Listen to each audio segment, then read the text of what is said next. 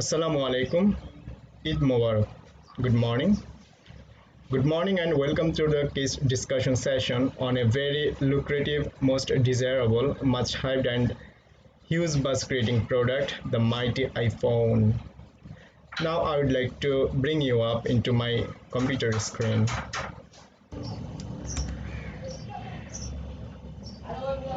I am Muhammad Al Amin, holding the ID 1923238, and would like to express my love to my all of peers and my deepest gratitude to the Honorable Professor Mr. Muhammad Ashraf Harun to offer such a cognitive topic to go through. Well, as we know, for nearly a decade, Apple has been the most valuable publicly traded company in the world. With these revolutionary products and services, it's transformed that we believe and shape the culture of the 21st century. On January 9, 2007, the CEO of Apple Incorporation, Steve Jobs, first unveils the iPhone, which is a touchscreen mobile phone with an iPod, camera, and web browsing capabilities. Mr. Jobs, in the launching program, termed iPhone as a revolutionary and a magical product that is literally 5 years ahead of any other mobile phone. When it went on sale in the United States after 6 months, on June 29, amidst huge hype, thousands of customers lined up at the stores across the country to be among the first purchase an iPhone. And by the circumstances, the question comes up: can iPhone maintain its initial momentum? And that is the point of which the case developed, and I want to discuss with. Let's have a look to the synopsis of the drive of Apple till the launching of iPhone in Asia by 2008. Apple entry into the mobile market by initiating its revolutionary product iPhone, and the launch of the iPhone was treated as the most successful launch of a brand as well as a new product ever. The entire case discuss about the various challenges faced by Apple for a couple of time after its launch, including the pricing controversy in the United States, along with the challenges in sales and marketing of the iPhone in Europe. Though iPhone is a late entrant in the mobile market, it is a successful player indeed. Uh, but a few analysts like to see whether iPhone would be able to maintain its initial momentum in the European markets or not. However, we found that despite initial hiccups as well as issues faced by Apple in Europe, the iPhone is in fact succeeded in some markets like England. We also found that from the intention to surfing Asia, Apple launched the iPhone on August 2008 in India as well as in other Asian markets like Japan, South Korea, and China. And till today, Apple is ceaselessly developing its model and strategies to hold the market just into its palm. Well, from the earlier compendium, some questions and speculations may arise into our mind, and certainly we will try to discuss some of these questions. Well, the first question may comes with: what are the main reasons behind the iPhone success in America? Undoubtedly, anyone have to concede that the main reason behind the success of Apple is the innovation, either its own service plans or marketing strategy. And if we count particularly for the US market, we found a sort of variables that helps to capture the United States market share and brings out success. In this case, it is seen that Apple had entered into the 2-year contract with the AT&T, where the iPhone could only be used with the AT&T network system. Likewise, before launching this product into the US market, Mr. Jobs announced some service plans for those who opted for the iPhone. Here is that Apple goes with unique marketing strategies, and this triggered the company to make a huge number of customers in the United States market. The buzz that surrounded the launch of iPhone was referred to as Jesus phone by the bloggers, which was extremely extraordinary to gear up the hype. We can term it as a low-key but highly effective marketing effort. Needless to say, the marketing team of the company has a strong marketplace orientation through the strong word-to-mouth marketing strategies. The team moves with a category-defining tool as well as able to manage the demand and keep the people excited to the very last moment. Besides, it is believed that the brand name itself and Mr. Jobs' goodwill matter a lot to the customers of America, and in so for these the major catalyst I think for the success of the iPhone in the United States. Yeah, okay, great. Thanks to all determinants, those baked the success of iPhone in the United States are. But what about the success of iPhone in Europe?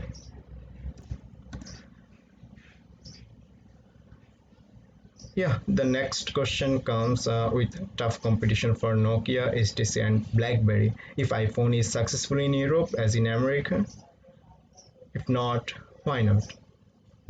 Okay, look, with the market position of Apple in the United States and the United Kingdom, the case shows that Apple products are highly popular in the United States because the carriers like AT&T give their contracted customers an iPhone at a huge discount rate.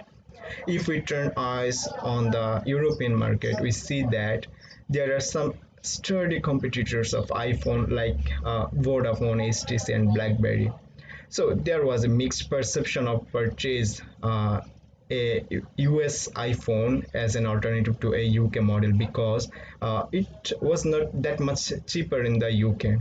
Whereas in America, the iPhone is always highly demandable among the customers, and the threat of the competitors is lower as well. To capture huge customer attention, Apple planned to launch its iPhone in the European market, tying with some network partners like Germany through the T-Mobile, in France through Orange, and the UK through Europe PLC, etc. However, this scheme was not, I think, as much profitable in Europe compared to America, and thus Apple was more successful in America rather than Europe to some extent. On the contrary, the customers are highly satisfied with iPhone, and this is one of the iPhone's success factor. But a growing concern for Apple was the continuation of the gray market. In February 2008, it was estimated that Apple sold around 3.7 units of iPhone, and this was only because of the collaboration of AT&T. But it also shows 1.7 million discrepancies between the record of AT&T and the Apple.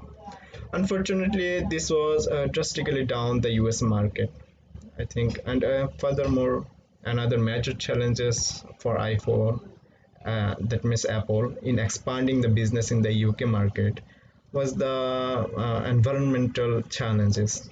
And these challenges like allegations and accusations from the various environmental protection groups. The company was literally accused of using hazardous materials on their iPhone. In October 2007, uh, the company received a warning letter from the Center for Environmental Health that they have to stop using polyvinyl chloride and brominated flame retardants in its phone.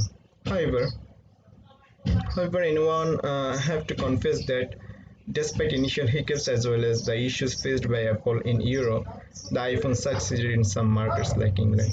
Therefore, on the whole, we can deduce that Apple was successful in both Europe and America, though there are some strong competitors like Nokia, BlackBerry, and HTC in Europe. Well, now if anyone asks me to help Apple to formulate a strategy and a marketing plan for Europe, what I should suggest? Uh, Well, as iPhone needs to renovate its approach to hold its strong position in the European market, an uncompromisable strategy that is Apple should take. Uh, Apple has to discard their agreements with the network operators, and that by that means minimize the slashing of their ongoing revenue. The company could earn more revenue by increasing their unlocked phone as well, as people are accustomed to using their iPhone on their preferred network. If Apple wants to improve its marketing plans in Europe, the company will have to loosen some of its exclusive distribution deals with T-Mobile and Orange, etc. As well as Apple can also scale up their customer relations in Europe. Word to mouth technique, that means loyal customer groups, market driving differentiation, may play a vital role to gear up their marketing effort.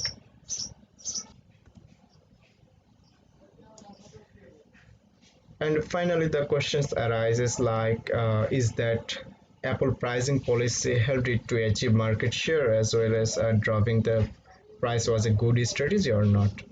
Okay, let's discuss. In November 2007, Apple launched its iPhone in the three big European markets like Germany, France, and the UK. Initially, the company received a good response from the European customers, but after some time, the sales really fall down.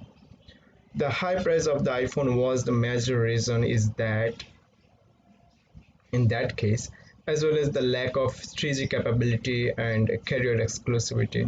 In an attempt to successfully control its declining sales, the company stepped down the price of the iPhone by almost €100 in April 2008. Thus, the people were just shocked to hear that news and comes with a question whether the quality of the products is genuine or not. Resulting that the news of the price cut infuriated the customers, particularly those who had bought the iPhone at an initial price, which was really high indeed. At that point, many customers started protesting against the price cut. The discontented as well as the annoyed customers took some serious legal steps against Apple and AT&T. And therefore, it can be stated that the customers were highly disappointed with the pricing decision of this leading smartphone company. However, Apple declared that they do not have any hidden reason behind this change in the price of their newly launched iPhone. The company also declared that Apple had to reduce the price of the iPhone as it was not enough for the company to earn profit by only sales the iPod Touch. Now I would like to show you how price cut actually affect sales.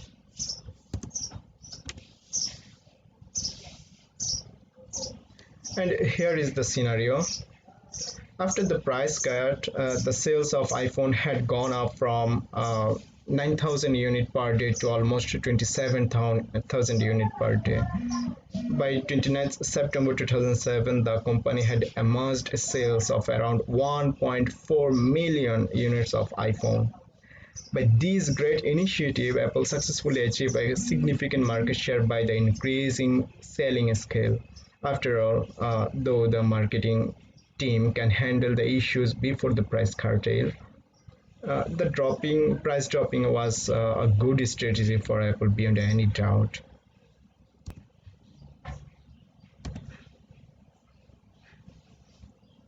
Finally, I would like to turn the curtain of my today's presentation with a short graphical video show about some stunning innovation of Apple. Okay, let's see.